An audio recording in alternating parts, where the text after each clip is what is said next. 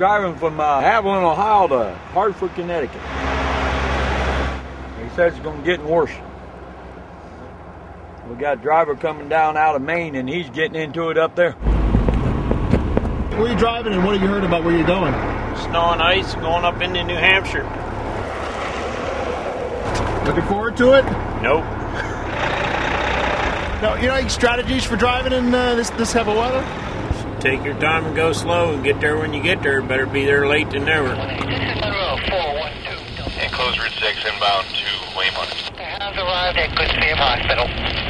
What do you worry about most when you're out there? The other cars, I guess? Yeah, four-wheelers cutting me off. Other truck drivers flying real crazy. Yeah, they start driving stupid when it's first storm because they just ain't used to it right at the moment.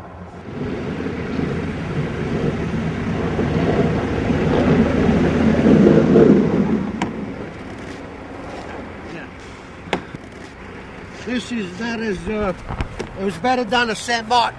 What's that again? I just came back from San Martin. In the Bahamas? in the Caribbean. So I'm really surprised with this, but I expected it anyway. So it was better down there than it is up here. This is no good at all.